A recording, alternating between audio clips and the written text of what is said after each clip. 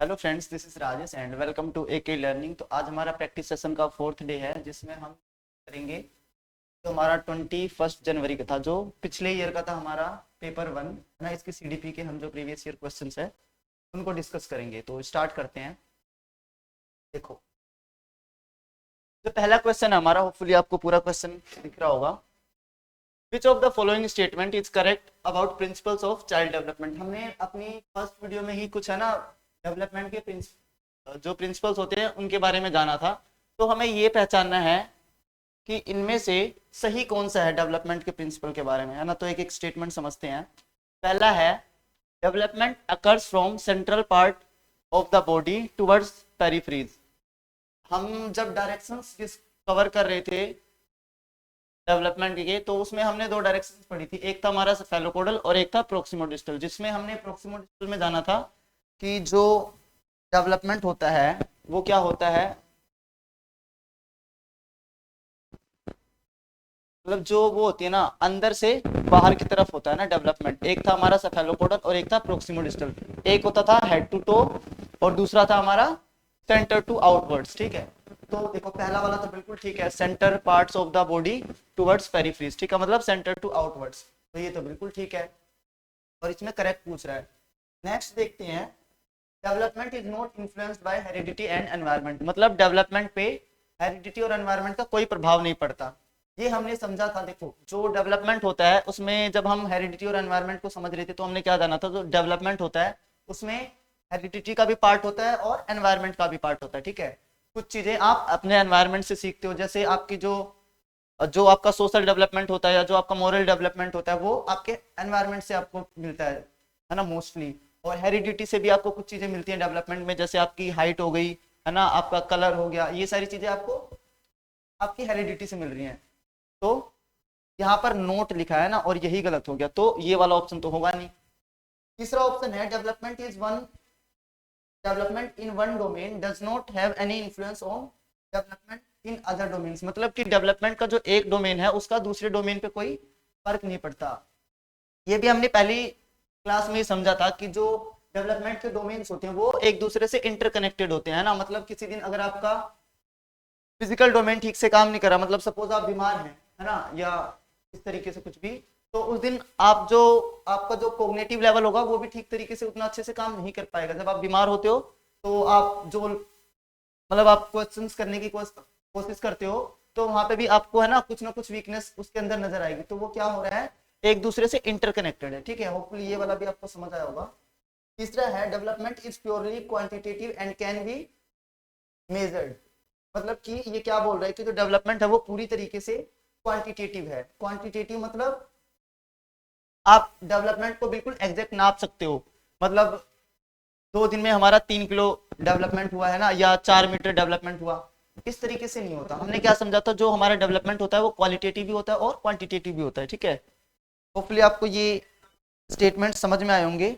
ठीक है, तो इसका इस हिसाब से हमारा जो पहला आंसर है, जो पहला ऑप्शन है, first one is the right option. ठीक है, कि जो डेवलपमेंट होता है वो हमारा सेंटर टू आउटवर्ड जाएगा। ठीक है, आगे चलते हैं, क्वेश्चन नंबर 2 समझते हैं। क्वेश्चन नंबर 2 है, language development among children gets influenced by. जो बच्चों की लैंग्वेज डेवलपमेंट की कुछ स्टेजेस होती है ना, उनको हमने जाना था। तो उसमें से किससे इन्फ्लुएंस होगी, एक जेनेटिक्स ओनली। देखो, जहां पे आपको ये ओनली वाले वर्ड्स मिल जाए ना, यहाँ से आपको क्या करना है, दूर भागना है। ठीक है, पेडागोजी में जब भी आपको ओनली वर्ड मिल जाए तो वहां से आपको क्या देना है, दूर भागना है। ऐसा नहीं है कि लैंग्वेज डेवलपमेंट सिर्फ आपकी जेनेटिक्स से हो जाएगी। मतलब आपके पेरेंट्स की लैंग्वेज बहुत ज्यादा अच्छी है ना, तो आप भी सेम रिसीव करोगे, ऐसा नहीं होता। दूसरा है एनवायरमेंट ओनली, फिर यहाँ पे ओनली आ गया। सिर्फ एनवायरमेंट का ही नहीं, आपकी जेनेटिक्स चीजों का भी उसमें जो इफेक्ट होता है वो देखने को मिलता है। ठीक है, नेक्स्ट है genetics as well as environmental, है ना, एनवायरमेंट। तो जो आपका डेवलपमेंट होता है उसमें जीन्स का भी रोल होता है और एनवायरमेंट का भी। ठीक है, तो लैंग्वेज में भी आपका सेम फॉलो करेगी, ना इधर जेनेटिक्स नो एनवायरमेंट, तो फिर लैंग्वेज डेवलपमेंट होगा ही कहाँ से। इस हिसाब से ये भी गलत है। तो आपका जो 3 वाला है, 3 वाला ऑप्शन ठीक है। ठीक है, आगे चलते हैं, क्वेश्चन नंबर 3 समझते हैं।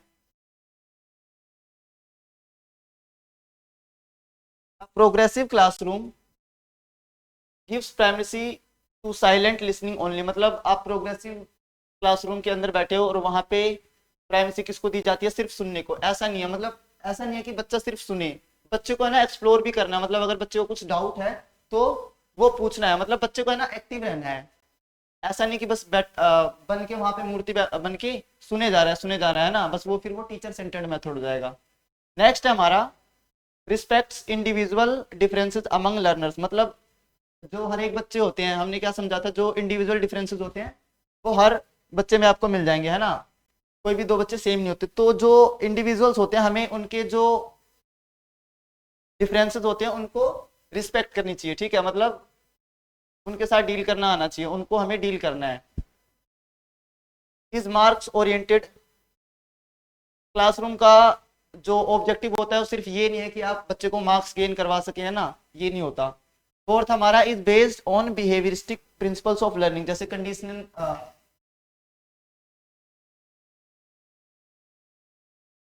कंडीशनिंग वाली एक हमारी थ्योरी है ना, उसको हम डिस्कस करेंगे। तो ऐसा ये भी नहीं है, ये वाला भी नहीं हो जाएगा।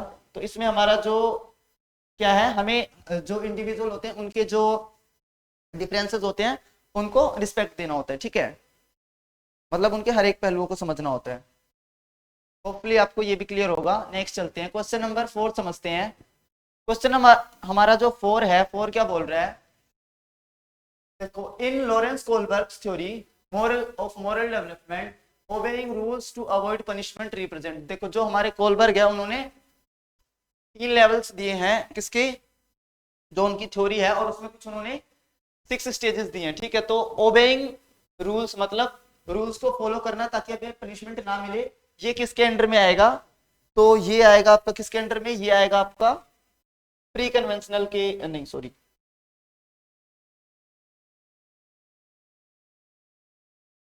ये आपका किसके अंदर आ जाएगा, ये आपका कन्वेंशनल के अंदर आ जाएगा, ठीक है, नहीं सॉरी, ये कन्वेंशनल के अंदर नहीं भाई, ये आएगा आपका इसी के अंदर आ जाएगा, जो आपका प्री कन्वेंशनल है ना, ये इसी के अंदर आ जाएगा, ठीक है, जिसमें आपका टिट फॉर टैट वाला आता है, सेम उसी में आ जाएगा, ठीक है। आप रूल्स को फॉलो कर रहे हैं ताकि अवॉइड कर सके। आगे चलते हैं, क्वेश्चन नंबर 5 देखो, क्वेश्चन नंबर 5 समझते हैं। In order to facilitate the learning process, a teacher should use strategies which emphasize on। आपको जो है ना लर्निंग प्रोसेस को क्या करना है, फैसिलिटेट करना है ना उसको, और आप बढ़ावा देना चाह रहे हैं, तो आपको कौन सी स्ट्रेटजी फॉलो करनी है, ठीक है। The progression of concept from complex to simple. आपको कॉम्प्लेक्स टू सिंपल कभी नहीं जाना होता है, क्या होता है, आपको सिंपल टू कॉम्प्लेक्स जाना होता है ना, ये हमने जाना था डेवलपमेंट की पहली वीडियो में ही, जिसमें हम क्या डिस्कस कर रहे थे, प्रिंसिपल्स कर रहे थे, है ना, प्रिंसिपल वाले वीडियो में हमने समझा था।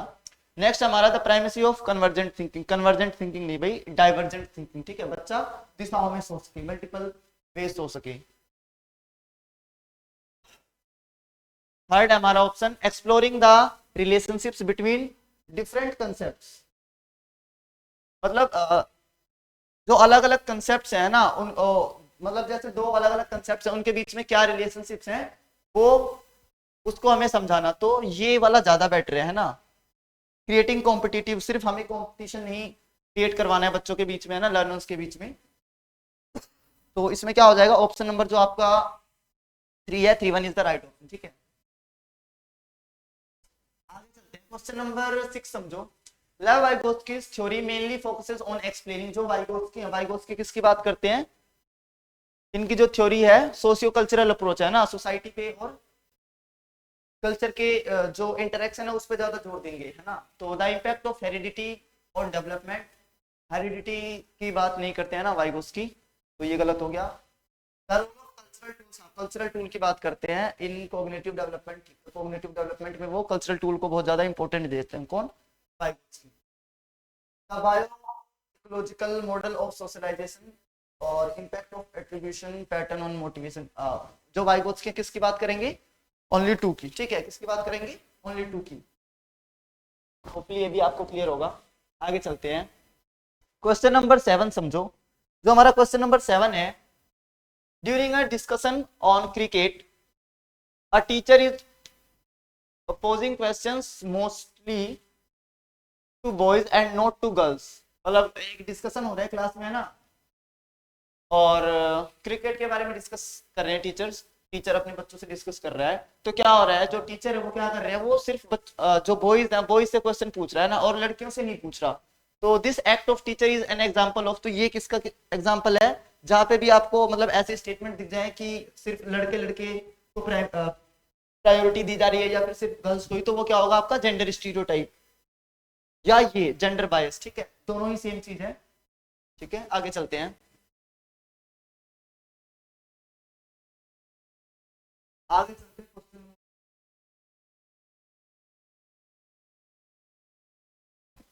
क्वेश्चन नंबर 8 समझो।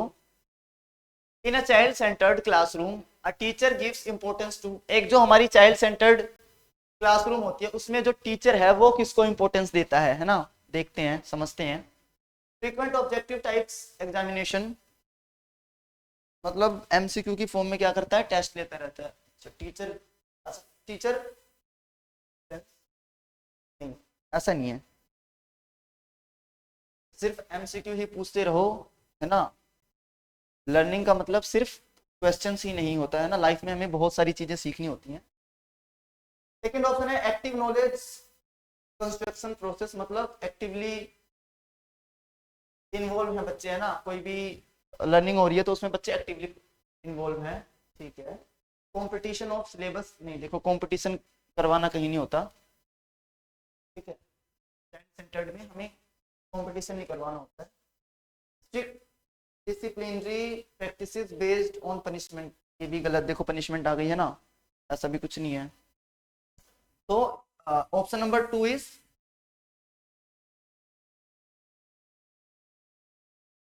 The right option. ठीक है, तो ये जो हमारा ऑप्शन नंबर 2 है ये आपका राइट ऑप्शन रहेगा। जो बच्चा है वो एक्टिवली नॉलेज को बिल्ड कर सके, नॉलेज को कंस्ट्रक्ट कर सके। ठीक है, तो ये क्या है हमारा क्वेश्चन नंबर 8। आगे चलते हैं, होपफुली आपको इतने क्वेश्चन समझ में आए होंगे अभी तक। ठीक है, आगे वाला हम क्वेश्चन देखते हैं। क्वेश्चन नंबर 9 है which of the following is primary agent of socialization for children. देखो जो प्राइमरी एजेंट होते हैं, जब बच्चा छोटा होता है, जब बच्चा इन्फेंसी स्टेज में होता है, तो उसका क्या होता है, प्राइमरी सोशलाइजेशन। और वो कहाँ पे होता है बच्चे की, मेनली जो है उसकी फैमिली में होता है ना, या उसके जो फैमिली जो मेंबर्स होते हैं ना। ठीक है, तो फैमिली मेंबर से होता है। तो प्राइमरी सोशलाइजेशन में क्या आ जाएगा, बुक्स एंड मैगजीन, नहीं ये सेकेंडरी में चली जाएंगी आपके ना। इमीडिएट फैमिली, ये रहा फैमिली, फैमिली वर्ड दिख जाए तो आपको प्राइमरी सोशलाइजेशन। ठीक है, फैमिली क्या है आपका, primary socialization. Parents, work place, staff at hospital. साफ सिंपल बात, जब भी आपको प्राइमरी मिले तो क्या आपको फैमिली लगाना है। ठीक है, और सेकेंडरी में आपको स्कूल की तरफ रुख करना है। होपफुली आपको ये भी क्लियर होगा। क्वेश्चन नंबर 10 देखते हैं। Concrete concrete operational stage in Jean Piaget's theory of cognitive development corresponds to the age group, मतलब जो जीन पियाजे जी को की जो थ्योरी है ना कॉग्निटिव डेवलपमेंट की, सेंसरी मोटर है ना, प्री ऑपरेशनल, कॉन्क्रीट ऑपरेशनल और फॉर्मल स्टेज है ना, ये 4 दी हैं। जहां पे ये होती है, ये आपसे बर्थ से 2 इयर्स तक की होती है, फिर ये आपकी 2 से लेके 7 इयर्स तक की होती है ना, फिर ये 7 to 11 इयर्स तक की आ जाएगी, और फिर ये 11 to 18 तक ये चलेगी आपकी। ठीक है, 18 नहीं, 18 नहीं,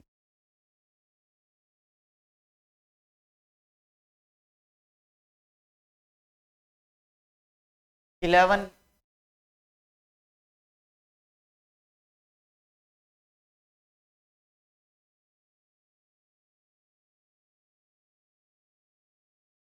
जो 11 एंड अबव है,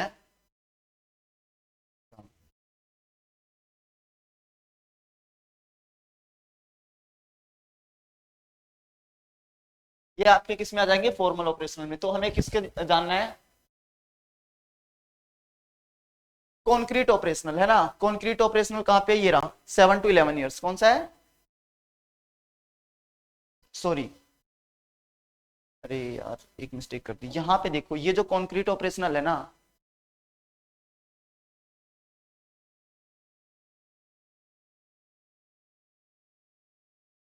ठीक है, ये किस में आ जाएगा आपका 7 to 11 ईयर्स में, ठीक है। ठीक है, होपफुली आपको इतनी बात क्लियर होगी। आगे चलते हैं, क्वेश्चन नंबर 11 देखते हैं। You are a teacher who believes that children learn at varied paces, है ना, and in different ways in your class. आप एक टीचर और आपका क्या मानना है कि जो बच्चे होते हैं वो अलग अलग पेस है ना, अलग अलग स्पीड से समझते हैं। यू विल प्लान असेसमेंट विच, आप ऐसा असेसमेंट तैयार करेंगे जो कि क्या होगा, जो is same for all student, मतलब सभी बच्चों के लिए सेम होगा। देखो अगर आप ये बिलीव करते हैं कि हर एक बच्चा अलग अलग स्पीड से सीखता है तो फिर आपको सबके लिए एक जैसा पैटर्न नहीं फॉलो करना, अलग अलग चाहिए होगा, है ना। Includes objective type questions only, देखो ओनली जहां पे आपको दिख जाए वहां से बहुत दूर भाग जाना है आपको, क्या दूर भाग जाना है, ठीक है। Is not related to how children learn, मतलब आप एक ऐसा प्लान करेंगे असेसमेंट जो किससे रिलेट करता हो कि बच्चे कैसे सीखते हैं, इससे उसका कोई रिलेशन ही नहीं है, तो फिर ये फायदा क्या है इसका असेसमेंट का, है ना। असेसमेंट हम करते हैं क्यों है कि हमें बच्चे के जो लर्निंग गैप्स है वो पता चल सके, ताकि हम बच्चे को जो स्किल्स है उसको और ज्यादा इंप्रूव कर सकें, ठीक है। लास्ट हमारा is based on different methods of assessment, तो आपको अलग अलग मेथड्स यूज करने हैं, ठीक है, क्योंकि अलग अलग पेज से बच्चे सीख रहे हैं तो आपको अलग अलग मेथड यूज करने हैं, ठीक है, according to the need of that individual, ठीक है। होपफुली आपको ये भी क्लियर होगा। तो इसमें जो राइट ऑप्शन होगा आपका ऑप्शन नंबर 4, ठीक है, ये वाला आपका ऑप्शन नंबर 4 ठीक हो जाएगा। आगे समझते हैं क्वेश्चन नंबर 12, देखो as per Lev Vygotsky's theory which of the following is an effective strategy of scaffolding the teaching learning process. Lev Vygotsky के अकॉर्डिंग जो एक इफेक्टिव स्ट्रेटजी है ना, टीचिंग लर्निंग प्रोसेस में, वो कौन सी रहेगी। तो देखो समझते हैं,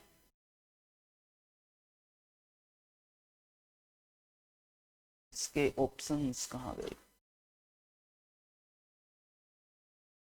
देखो providing rigid step by step instructions to solve problems.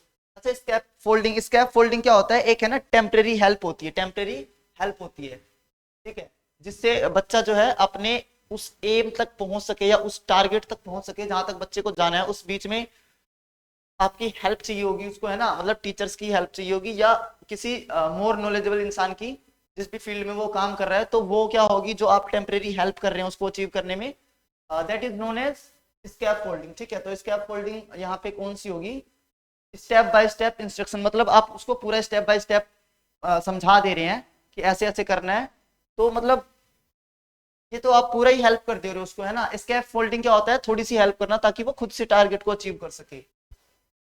Pushing the children for incorrect answer, मतलब वो गलत कर रहा हो ना और आप गलत को भी सही बताए जा रहे हैं तो ये भी गलत हो जाएगा। Giving hints and cues if children are stuck at some points while solving the problem, मतलब बच्चा अगर बीच बीच में कहीं कहीं पे अटक जा रहा है तो वहां पे क्या कर रहे हैं आप, हिंट दे रहे हैं, आप क्यूज दे रहे हैं ना, क्लूज दे रहे हैं, तो ये वाला हो जाएगा इसका।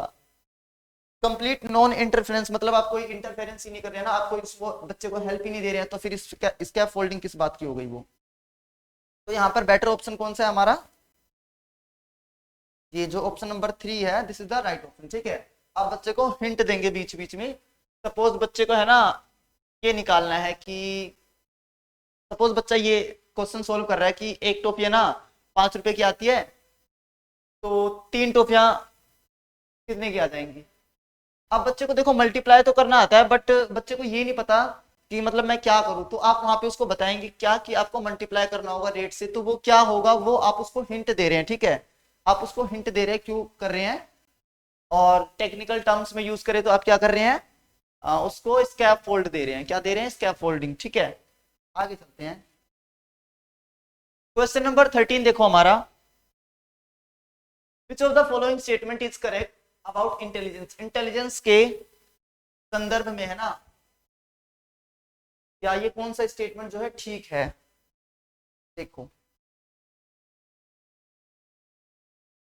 Intelligence can be measured only through intelligence, test. Intelligence को आप सिर्फ आईक्यू टेस्ट के थ्रू मेजर कर सकते हो, ऐसा नहीं है। मैंने क्या बोला था, देखो ओनली जहां पे भी आपको दिख जाए तो आपको उससे दूर भागना है, ठीक है। Genetics play no role in creating individual, ऐसा नहीं है कि नो रोल प्ले करते हैं, मतलब जीन्स का भी रोल होता है, ठीक है। इंटेलिजेंस में जो हमारा ओवरऑल डेवलपमेंट होता है ना, उसमें जीन्स मतलब हेरिडिटी है ना, उससे रिलेट करना है आपको, और जो आपका एनवायरनमेंट होता है, दोनों ही इंटरेक्ट होते हैं, तब जाके क्या होता है, डेवलपमेंट होता है आपका, ठीक है। दोनों का कॉम्बिनेशन होता है आपका डेवलपमेंट, दोनों तरफ से आप चीजें सीख रहे होते हैं। और तीसरा है high intelligence is one domain ensures high intelligence in another domain also.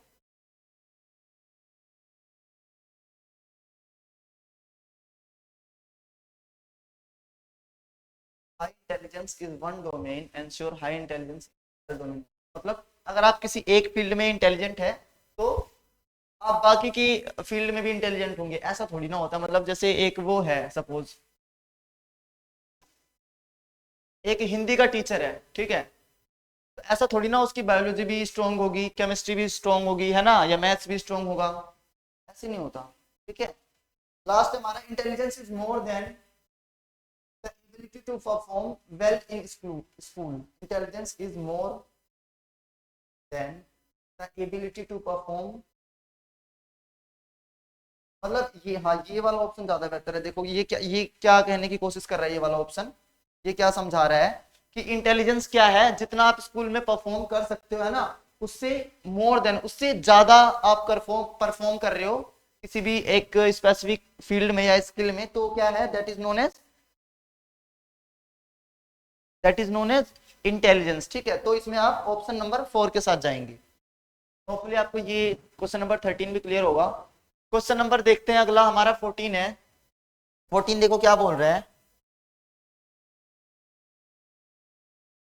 seeing a horse, a 3 years old child claimed, wow such a big dog। एक है ना 3 साल का छोटा सा बच्चा है, और वो क्या क्लेम करता है, वो है ना एक हॉर्स को देखता है और वो क्या बोलता है, एक बड़ा सा डॉग है ना, उसको डॉग बोलता है, बड़ा सा dog. As per Jean Piaget's theory of cognitive development, this response by child is an example of, Jean पियाजे की थ्योरी के अकॉर्डिंग ये जो रिस्पॉन्स है, मतलब जो उसने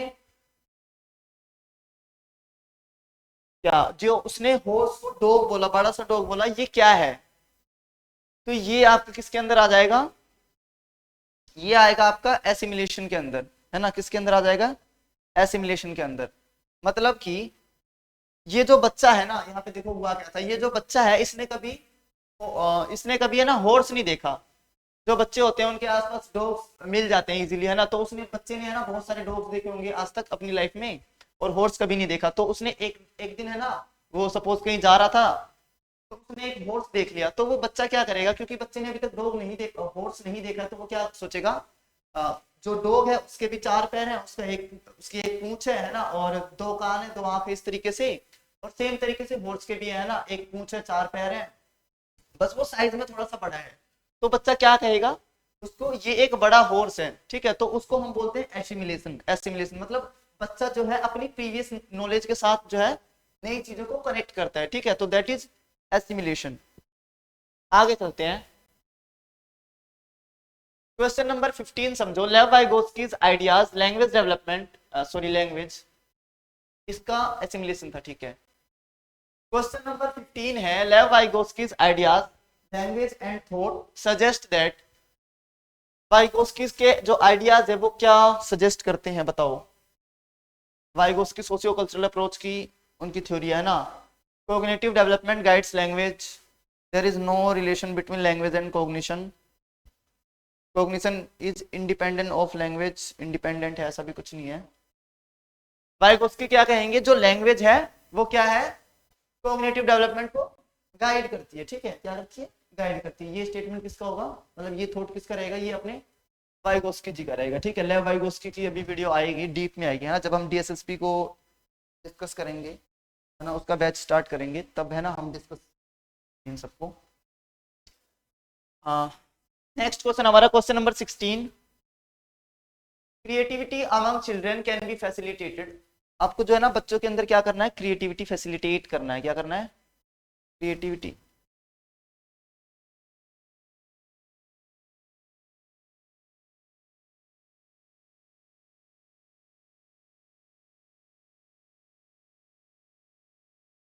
क्रिएटिविटी बढ़ानी है आपको बच्चों के अंदर, है ना? तो आप क्या कर सकते हैं, आप क्या कर सकते हैं? By encouraging exploration. आपको जो है ना बच्चों को एक्सप्लोर करने देना है चीजों को, ठीक है? ठीक है, ये एग्जांपल तो अच्छा है, ये ऑप्शन तो अच्छा है ना? थ्रू टीचर सेंट्रिक पेडागोजी, आप बच्चों के अंदर क्रिएटिविटी क्रिएट करना चाह रहे हैं और आप खुद की, है ना, आप खुद की पेडागोजी लगाए जा रहे हैं, लगाए जा रहे हैं, लगाए जा रहे हैं, तो इस तरीके से क्रिएटिविटी थोड़ी ना बढ़ेगी। बाय ड्रिल एंड रिपीटिशन, चीजों को आप है ना रिपीट करवा रहे हैं, बार बार क्या करवा रहे हैं, रिपीट करवा रहे हैं, ड्रिल प्रैक्टिस करवा रहे हैं। देखो इससे क्या होगा, बच्चे जो है ना ड्रिल और रिपीटिशन से कोई भी उनकी हैबिट फॉर्म होती है, उससे क्रिएटिविटी नहीं बढ़ती। मतलब एक क्वेश्चन है सपोज, है ना, अगर वो सेम तरीके से है, मतलब 2 डिजिट्स के ऐड सम अगर आप ऐड करवा रहे हैं बच्चों को, है ना, और अगर वो 10 क्वेश्चन ऐड ऑन कर ले रहा है, करवा ले रहे हैं आप प्रैक्टिस के थ्रू, है ना, वो बार बार उसी चीज को रिपीट कर रहा है, तो वो आगे के भी 2 डिजिट वाला ही कर पाएगा। ये क्या है, ये ये रिपीटेशन है। इससे क्रिएटिविटी नहीं बढ़ेगी। क्रिएटिविटी कब बढ़ेगी, जब आप उसको एक्सप्लोर करने दोगे बच्चे को, है ना। जो ड्रिल होती है उससे क्या होती है, उससे हैबिट्स फॉर्म होती है, ठीक है, उससे स्किल्स नहीं बढ़ती हैं। थ्रू इमिटेशन ओनली, बच्चा सिर्फ कॉपी करना है तो कॉपी करके तो फिर क्रिएटिविटी कहाँ से बढ़ेगी, है ना। आप दूसरों की नकल कर रहे हो तो उससे क्रिएटिविटी थोड़ी ना बढ़ती है। तो इसमें क्या हो जाएगा, right option is option number 1, ठीक है। होपफुली आपको ये समझ आ रहा होगा, और समझ आ रहा हो तो आप वीडियो को लाइक शेयर और सब्सक्राइब कर सकते हो, है ना। काफी मेहनत लगती है पीडीएफ बनाने में और वीडियोस बनाने में, तो है ना, अपना भी थोड़ा सा सपोर्ट दिखाया करो। आगे चलते हैं। नेक्स्ट है dyscalculia is directly associated with, देखो डिसकैलकुलिया, कैलकुलिया क्या है आपका, कैलकुलिया कैलकुलेशन से रिलेटेड होता है ना। जहां भी आपको कैलकुलिया दिख जाए, आपको कैलकुलेशन पे जाना है, ठीक है। अब देखो डिसकैलकुलिया क्या होता है, क्या होता है, न्यूरोलॉजिकल प्रॉब्लम होती है ना, मतलब ब्रेन से रिलेटेड प्रॉब्लम होती है, जिसमें बच्चे को क्या होती है, जो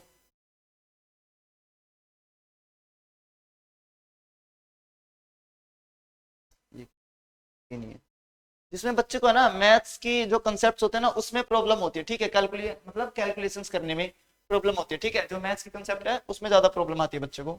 तो लोकोमोटर डिसेबिलिटी नहीं है, लोकोमोटर मतलब मूवमेंट्स की प्रॉब्लम। लोकोमोटर डिसेबिलिटी में आपका सेरेब्रल पाल्सी आ जाएगा, जैसे बच्चे को चलने फिरने में प्रॉब्लम होती है। आपने देखा होगा बच्चे है ना व्हील चेयर पे होते हैं कुछ बच्चे, है ना, या उनको चलने में प्रॉब्लम होती है, तो वो क्या है, वो लोकोमोटर डिसेबिलिटी के अंदर आ जाएंगे, ठीक है।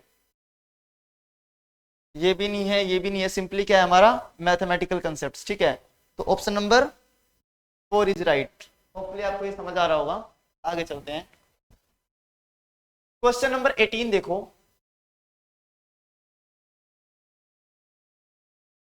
देखो समझते हैं। राइट टू एजुकेशन एक्ट जो है हमारा 2009 has a provision of reservation of seats in private schools for admission of students from economically weaker sections. जो इकोनॉमिकली वीक है ना, जिनका जो इकोनॉमिक स्टेटस है वो थोड़ा सा वीक है, आप कह सकते हैं। तो ये आरटीई का एक्ट, उसमें एक प्रोविजन है। इसमें क्या है कि जो ईडब्ल्यूएस के बच्चे ना, उनका आपको क्राइटेरिया बनाना है कुछ प्राइवेट स्कूल्स में, है ना, उतनी जो सीट्स होती हैं ईडब्ल्यूएस वाले बच्चों के लिए रिजर्व होती हैं, ठीक है। तो इसमें क्या है, in order to successful inclusion of these student, आपको सक्सेसफुली इंक्लूसिव प्रोवाइड करवानी है उनको, है ना। A teacher should choose pedagogy based on, तो इसमें कौन सी पेडागोजी लगानी है टीचर को, देखो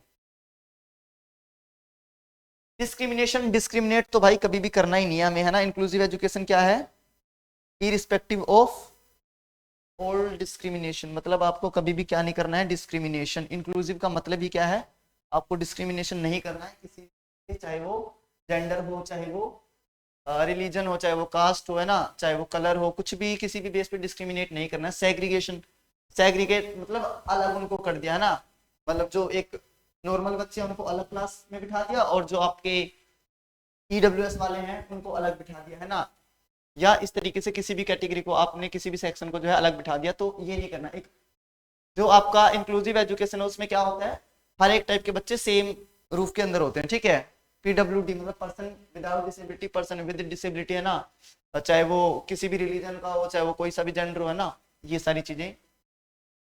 इक्विटी और इक्वालिटी, अब देखो आप में से बहुत सारे बच्चे हैं ना इसमें कंफ्यूज होंगे, इक्विटी और इक्वालिटी। अभी देखो इसको समझते हैं। इसके लिए एक है ना फोटो है, बहुत अच्छी फोटो है, वो आपको समझा देगी इसके बीच का difference। ये देखो, ये जो फोटो है इसमें देखो एक तरफ है इक्वालिटी और एक तरफ है ना इक्विटी। इक्वालिटी क्या है,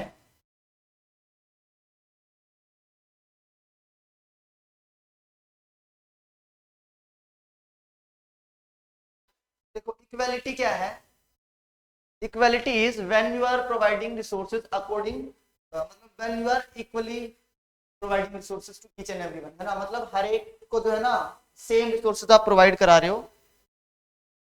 अब देखो जैसे ये है, तीन बच्चे हैं ना, ये मैच देखने की कोशिश कर रहे हैं, किसी भी रीजन से मतलब अंदर नहीं जा पाए, तो देखो क्या कर रहे हैं ये।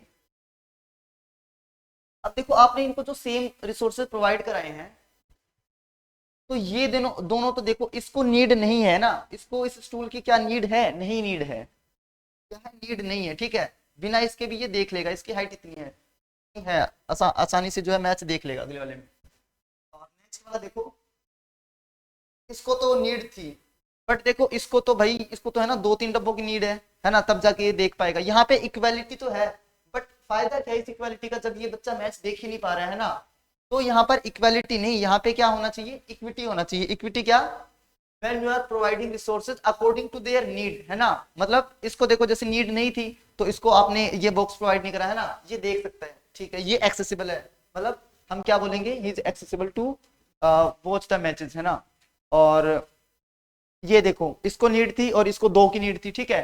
तो इक्वालिटी और इक्विटी में हमें फर्क समझना होगा, ठीक है। जब आप नीड के अकॉर्डिंग दे रहे हैं तो वो क्या है, वो है इक्विटी आपकी, और जब आप सबको सेम रिसोर्सेज प्रोवाइड कर रहे हैं तो वो क्या है, वो है आपकी इक्वालिटी, ठीक है। सेम तरीके से जो बच्चा इकोनॉमिकली वीक है उसको क्या करना है, उसको क्या करना है,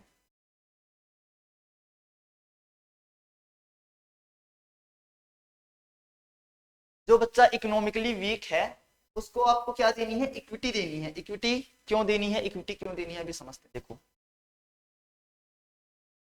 सपोज वो बच्चा है ना स्वेटर अफोर्ड नहीं कर पा रहा, फॉर एग्जाम्पल, है ना, इसको दिल पे नहीं लेना है।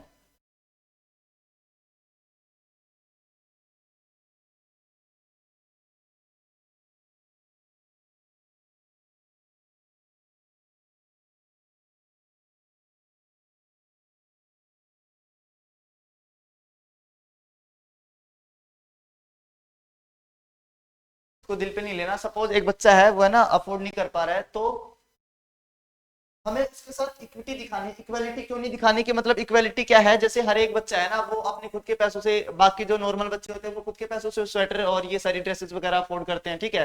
तो अगर यहाँ पर हम उस बच्चे को ये बोलेंगे कि भाई आपके साथ हम इक्वालिटी दिखाएंगे, और जैसे हर एक बच्चा स्वेटर अफोर्ड करता है ना, ड्रेसेस खरीदता है, बाकी के सारे जो इक्विपमेंट्स होते हैं आपको भी सेम तरीके से लेना है, तो वो क्या होगी, एक्सेसिबल नहीं हो पाएगा, है ना, क्योंकि वो इकोनॉमिकली वीक है थोड़ा सा, ठीक है। तो यहाँ पे हमें क्या फॉलो करना है, प्रिंसिपल ऑफ इक्विटी फॉलो करना है, ठीक है। क्या फॉलो करना है हमें, इक्विटी फॉलो करना है, ठीक है। होपफुली आपको ये समझ में आया होगा यहाँ पे इक्वालिटी क्यों नहीं होगा। आगे देखो, क्वेश्चन नंबर 19 है, in an inclusive classroom information should be presented. एक जो इंक्लूसिव क्लासरूम है उसमें आपको, है ना, इंफॉर्मेशन प्रेजेंट करनी है, आपको कुछ बताना है ना, तो कैसे प्रेजेंट करोगे आप, टेक्सचुअल फॉर्म ओनली, ओनली तो भाई ओनली से हट जाना, है ना, ओनली से हट जाना, विजुअल फॉर्म ओनली, मतलब सिर्फ लिख के बता रहे हैं। अगर इंक्लूसिव क्लासरूम है तो उसमें सपोज एक है ना, एक ब्लाइंड बच्चा बैठा हुआ है, ठीक है, तो अगर आप सिर्फ टेक्स्ट पे लिख के दिखा रहे हो तो फिर वो नहीं देख पाएगा, है ना, या सिर्फ विजुअली रिप्रेजेंट कर रहे हो। एक जो बच्चा है जिसको सुनने में प्रॉब्लम है ना, सिर्फ आप उसको विजुअल विजुअल दिखाए जा रहे हो, अच्छा नहीं विजुअली, हाँ, जिसको सुनने में प्रॉब्लम है वो देख के समझ जाएगा विजुअल, बट हमें ओनली से भागना है, ठीक है। वर्बल वर्बल फॉर्म ओनली, सिर्फ बताए जा रहे हो बताए जा रहे हो। एक बच्चा है ना, जिसको सुनने में प्रॉब्लम है, तो वो उसको बोलने का कोई फायदा ही नहीं है। आपको क्या करना है, मल्टीपल फॉर्म्स यूज करने हैं। क्या करना है आपको, आपको यूज करना है मल्टीपल फॉर्म्स, ठीक है, आपको यूज करना है मल्टीपल फॉर्म्स, मतलब आपको यूज करना है। ये एग्जांपल हो सकता है, ठीक है, ऑडियो प्लस वीडियो है ना, प्लस टेक्टाइल मटेरियल, इस तरीके से टेक्टाइल के बदले मतलब कॉन्क्रीट है ना, इस तरीके से, ताकि हर एक बच्चा जो है रिलेट कर सके, ठीक है। जिसको सुनने में प्रॉब्लम हो वो वीडियो के थ्रू समझ सकेगा, है ना, साइन लैंग्वेज के थ्रू समझ सकेगा। और जिसको देखने में प्रॉब्लम है वो ऑडियो से या फिर चीजों को फील करके कर सकेगा, ठीक है।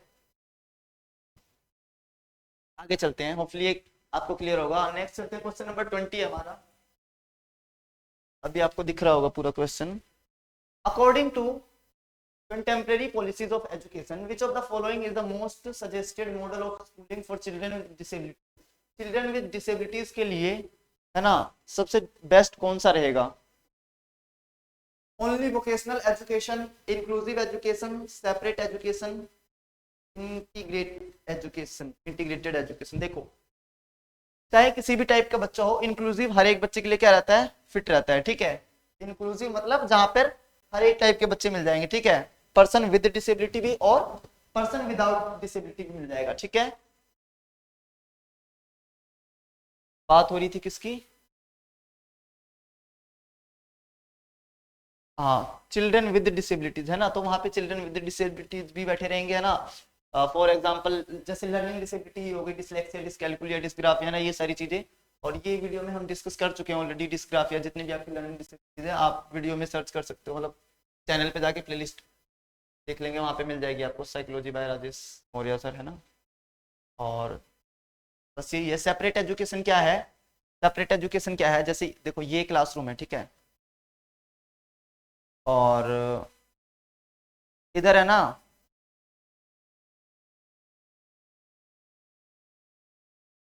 मतलब इधर ये सब लोग बैठे हुए हैं, और सेपरेट एजुकेशन क्या है, ये यहाँ पे है ना, ये वो वाले बच्चे हैं जो लर्निंग, सपोज ये लर्निंग विद डिसेबिलिटीज है ना, और ये है लर्निंग विदाउट डिसेबिलिटीज। तो इन दोनों को जो है आप लोगों ने, आपने क्या करा है, अलग अलग बिठा दिया, ठीक है। तो this is called separate education, ठीक है। और इंटीग्रेटेड एजुकेशन क्या है? इंटीग्रेटेड एजुकेशन मतलब इनके लिए ना स्कूल, ये अलग अलग स्कूल में हो गए, है ना, ये अलग अलग क्लासरूम्स में हो गए। और इंटीग्रेटेड एजुकेशन क्या है, ये भी सेम तरीके से ही है ना, इसको भी डीप में डिस्कस करेंगे। मतलब जैसे ये पूरी क्लास है, ठीक है, इनके लिए अलग स्कूल हो गया, ये हो जाएगा आपका सेपरेट एजुकेशन। सेपरेट एजुकेशन मतलब ये अलग स्कूल में पढ़ रहे हैं और ये अलग स्कूल में पढ़ रहे हैं, ठीक है। और ये इंटीग्रेटेड एजुकेशन क्या है, सेम स्कूल है इनका, बट जो पर्सन विद डिसेबिलिटीज हैं वो इधर इस वाली क्लास में बैठ रहे हैं, और जो पर्सन विदाउट डिसेबिलिटीज हैं वो इस वाली क्लास में बैठ रहे हैं ना। तो ये क्या है, इंटीग्रेटेड एजुकेशन।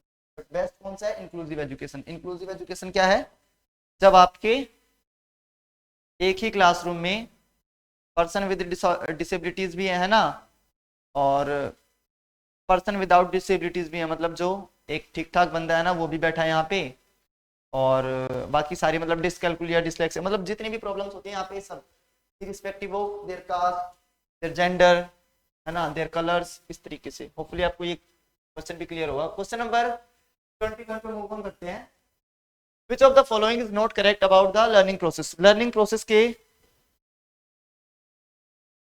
रिगार्डिंग इसमें कौन सा करेक्ट नहीं है? नहीं है, देखो यहाँ पे नोट आ गया, ठीक है। हैव टू कंसंट्रेट, मतलब आपको है ना फोकस करना है जहाँ पे नोट आता है। Learning is a continuous process. Learning तो कंटिन्यूअस प्रोसेस है, आप लाइफ टाइम सीखते रहते हो ना, कुछ चीजें आपने आज सीखी आप कल सीखोगे, है ना। लर्निंग कभी भी परमानेंट नहीं होती, आप हमेशा जो है चीजों को सीखते रहते हो, है ना, सीखते रहते हो, सीखते रहते हो।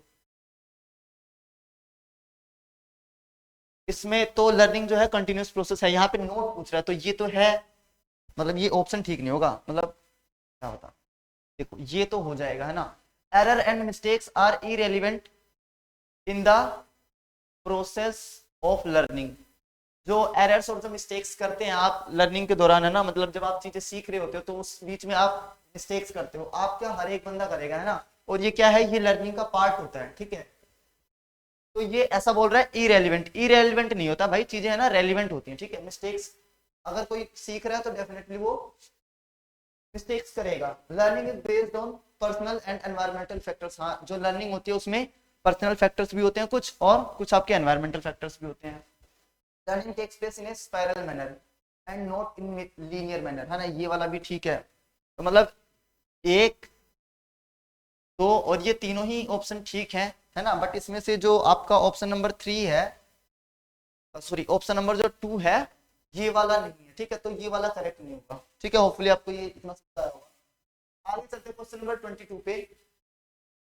वीडियो पसंद आ रही हो तो लाइक शेयर सब्सक्राइब आप कर सकते हैं ना, एक ही लर्निंग। नेक्स्ट हमारा question number 22। repeatedly telling the child that he or she is not capable of learning is likely to। आप किसी बच्चे को ना रिपीटेडली मतलब बार बार कहे जा रहे हैं कि you are not capable to learn this thing, है ना, मतलब आप किसी के लिए कैपेबल नहीं है, आप नहीं सीख सकते, आपसे तो होगा ही नहीं, है ना, आपके बस की नहीं है, इस तरीके से। तो ये क्या होता है, ये इससे क्या होगा, इससे क्या होगा, इससे ही होगा ये डिमोटिवेट द चाइल्ड। हाँ बिल्कुल, जो बच्चा है उसको है ना डीमोटिवेशन मिलेगी, है ना, बच्चा डीमोटिवेट हो जाएगा, फिर उसका सीखने का मन भी नहीं करेगा अगर आप उसको बार बार इस तरीके से कह रहे हैं, ठीक है। इसलिए as a teacher, as a good teacher, आपको जो है हमेशा अपने बच्चों को, मतलब आपके जो स्टूडेंट्स है ना, उनको क्या करना है, उनको सपोर्ट करना, उनको मोटिवेट करना, ये वाला टर्म कभी भी उनके लिए यूज नहीं करना है, ठीक है। Fasten the pace of learning for child, अगर आप उनको कहे जा रहे हैं कि भाई आपसे नहीं होगा नहीं होगा, तो बिल्कुल फास्ट तो बिल्कुल भी नहीं होगी भाई ना। Motivate the child to learn, नहीं भाई, बच्चा डीमोटिवेट हो जाएगा। Have no effect on child's learning, बच्चे की लर्निंग पे कोई इफेक्ट नहीं पड़ेगा। डीमोटिवेट द चाइल्ड, ठीक है। तो होपफुली आपको ये वाला भी क्लियर होगा। तो for question number 22 option number 1 is the right answer, ठीक है। होपफुली आपको समझ आ रही होंगी चीजें। नेक्स्ट चलते हैं क्वेश्चन नंबर 23। क्वेश्चन नंबर 23 है, क्या है 23, problem solving skills can be enhanced by. जो आपकी प्रॉब्लम सॉल्विंग स्किल्स है उनको आप किस तरीके से एनहेंस कर सकते हैं, ठीक है। तो fixating on conventional use of materials representing problems in standardised format considering alternative ways of solution. हाँ, ये रोट मेमोराइजेशन से कभी भी आप चीजों को ठीक नहीं कर सकते, ठीक है, मतलब स्किल्स को इंप्रूव नहीं कर सकते। तो इसमें जो ऑप्शन नंबर 3 है ये ज्यादा बेहतर है ना। अगर आप प्रॉब्लम सॉल्विंग स्किल्स को जो है इंप्रूव करना चाह रहे हो तो आपको क्या करना होगा, ऑल्टरनेटिव जो वेज है ना सॉल्यूशंस के, वो आपको कंसिडर करने होंगे, है ना, कि एक जो क्वेश्चन होता है उसका मल्टीपल तरीके से आंसर जो है निकाला जा सकता है, ठीक है। एक क्वेश्चन के आपको 10 तरीके से सॉल्यूशन जो है मिल जाएंगे, ठीक है। तो ये आपको करना है किसमें, अगर आप मतलब if you want to improve your problem solving skills, ठीक है। on the 24th question, number 24 is to teach a concept to students in primary grades, है ना, प्राइमरी ग्रेड्स में जो आपकी प्री प्राइमरी क्लासेस होती हैं, तो आपको है ना किसी कंसेप्ट को सिखाना है। Which of the following sequence of representation of content is most appropriate. तो इसमें से सबसे बेस्ट कौन सा रहेगा, अप्रोप्रिएट कौन सा रहेगा, देखते हैं ऑप्शन। सिंबल्स, पहले आप सिंबल्स के थ्रू, पिक्चर्स के थ्रू, कॉन्क्रीट मटेरियल्स के थ्रू। बच्चा भी स्कूल में आया ही है, उसका फर्स्ट डे एडमिशन है ना, मतलब 2 साल का बच्चा है ना, आया ही है, उसको आपने उसको सिंबल सिखाना स्टार्ट कर दिया, भाई कभी नहीं सीख पाएगा बच्चा, सीख ही नहीं पाएगा। पिक्चर्स दिखाया है ना आपने, आते ही उसको पिक्चर्स दिखाया, हाँ ठीक है, पिक्चर्स तो ठीक है, पिक्चर्स से बच्चा रिलेट कर पाएगा। पिक्चर्स के बाद आपने सिंबल्स दिखाए, है ना, फिर कॉन्क्रीट। ये जो कॉन्क्रीट होता, अगर ये यहाँ पे होता, नंबर 1 पे होता ना, तो ये बेस्ट ऑप्शन मिल जाता, ठीक है। कॉन्क्रीट, फिर पिक्चर्स, फिर सिंबल, ठीक। तो ये वाला भी क्या हो जाएगा, गलत हो जाएगा, ठीक है। सिंबल्स पहले आती, सिंबल्स दिखा दिए, फिर वही कॉन्क्रीट मटेरियल दिखाया, पहले आपने कॉन्क्रीट मटेरियल दिखाया, ठीक है, फिर पिक्चर्स दिखा रहे हैं, फिर सिंबल्स दिखा रहे हैं। तो ये वाला जो ऑप्शन है जो अपना जो फोर्थ वाला ऑप्शन है ये सबसे ज्यादा बेस्ट है और यही आपका राइट आंसर है, ठीक है। फॉर एग्जांपल आप बच्चे को जो है एप्पल के बारे में सिखा रहे हैं, ठीक है, या एबीसीडी भी सिखा रहे हैं, तो जैसे ए फॉर एप्पल होता है ना, तो बच्चे को आपने पहले एप्पल दिखाया, क्योंकि बच्चे की मतलब बच्चा घर में खाता होगा एप्पल, है ना, तो वो एप्पल अगर सच में कॉन्क्रीट मतलब उसके जो रियल फॉर्म होती है ना वो दिखा दिया आपने, है ना, मतलब साक्षात एप्पल आपने सेब दिखा दिया उसको, तो बच्चा उसको देख के क्या बोलेगा, हाँ सेब, ये तो मैंने घर में खाया, फिर वो अपने आप है ना कुछ कुछ बताने लग जाएगा। ऐसा होता है ना, बहुत अच्छा होता है इस तरीके से। फिर उसके बाद आप उसको पिक्चर दिखा रहे हैं, कॉन्क्रीट मटेरियल दिखाने के बाद आप उसको उसको है ना फोटोज दिखा रहे हैं, तो फिर बच्चा आइडेंटिफाई मतलब फोटो में, अगर बच्चे ने सच में देखा होगा वो ऑब्जेक्ट तो वो फोटो में देख के पहचान जाएगा, ठीक है। तो फिर आपने पिक्चर दिखाई, उसके बाद आप सिंबल्स पे बढ़ रहे हैं, एप्पल होता है APPLE, है ना, ए से स्टार्ट होता है, तो fourth one is the best option. Hopefully clear होगा आपको। नेक्स्ट चलते हैं क्वेश्चन नंबर 25। देखो 25 आपका जो है क्वेश्चन क्या कह रहा है, classroom environment has a significant on children's learning to inculcate a culture of mastery oriented learning that focuses on understanding learning classroom environment should be। अच्छा आपको जो है ना मास्टरी नहीं, मास्टरी ओरिएंटेड अप्रोच करनी है, ठीक है। तो इसमें देखो क्या होगा, इसके ऑप्शन चेक करते हैं। आप बच्चे को जो है ना मास्टरी करवाना चाह रहे हो, तो क्या होगा, performance oriented, competitive and individualistic, teacher domain, cooperative and collaborative. आपको क्या करवाना है, अगर आप उसकी लर्निंग को बेहतर करवाना चाह रहे हैं, मतलब मास्टरी ओरिएंटेड करवाना चाह रहे हैं, तो आपको क्या करना होगा, कोऑपरेटिव एंड कोलैबोरेटिव लर्निंग करवानी होगी। कैसे, जब बच्चा और बच्चों के साथ कोलैब करके सीखेगा, है ना, तो अलग अलग माइंड से अलग अलग आइडियाज आएंगे एक प्रॉब्लम के, है ना, और वहां पे अगर कोलैबोरेटिव मतलब किसी बच्चे को नहीं आ रहा है तो ये बच्चा समझाएगा जिसको आता होगा ना, तो वो और ज्यादा सीखेगा, क्योंकि जब आप किसी को पढ़ाते हो तो आपकी अंडरस्टैंडिंग और ज्यादा बेहतर होती जाती है, ठीक है। होपफुली आपको ये क्लियर होगा। Let's move on question number 26। Which of the following is a correct statement in content of learning.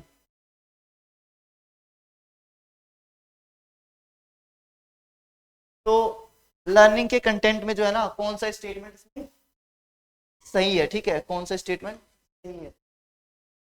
Examination is the ultimate goal of learning, learning का एम सिर्फ एग्जामिनेशन, एग्जाम करवा दो, है ना, हो गया लर्निंग। दिस इज द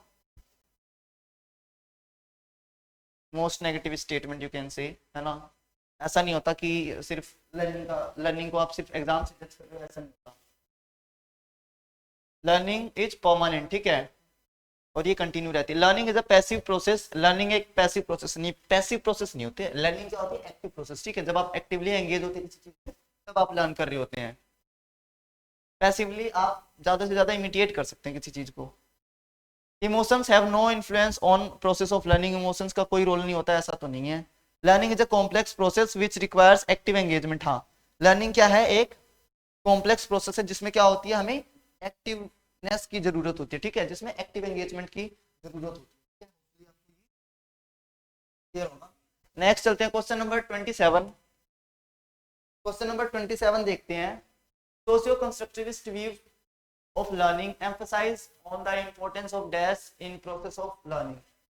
जो socio constructivist जो अप्रोच है ना, उसमें किसको इंपॉर्टेंस दी गई है, इंटरेक्शन को, रिवॉर्ड एंड पनिशमेंट को, हेरिडिटी को, या पेडागोजिकल अप्रोचेस को। तो इसमें किसको अप्रोच दी गई है, इंटरेक्शंस को, ठीक है, मतलब सोसाइटी और कल्चर से इंटरेक्शन होगा तो जो लर्निंग है और ज्यादा बेहतर होगी, ठीक है। होपफुली आपको ये भी क्लियर होगा।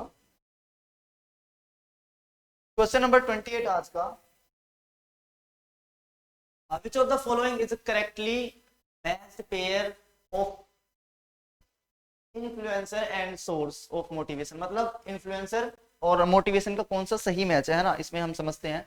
सेल्फ फुलफिलमेंट, एक्सट्रिंसिक मोटिवेशन, मतलब आपको खुद की कोई नीड फुलफिल करनी है, सेल्फ फुलफिलमेंट मतलब आप खुद संतुष्ट हैं उसमें, तो एक्सट्रिंसिक मोटिवेशन नहीं होगा, ये होगा आपका इंटरनल होता तो राइट होता, ठीक है। क्यूरियोसिटी है ना, इंट्रिंसिक मोटिवेशन, हाँ ये ठीक है। क्यूरियोसिटी जगह है ना आपकी जानने की इच्छा है, तो वो आपका कौन सा है, इंटरनल मोटिवेशन इसको कह सकते हैं। कैश प्राइस ये एक्सटर्नल है ना, उस दिन हमने डिस्कस करा था। इंटरेस्ट एक्सट्रिंसिक, इंटरेस्ट भी क्या है आपका, वो आपका इंटरनल है, ठीक है। तो यहाँ पर एक ही करेक्टली मैच पेयर है, वो कौन सा है, correctly match pair is option number 2, ठीक है। होपफुली आपको ये क्लियर होगा। Let's move on question number 29।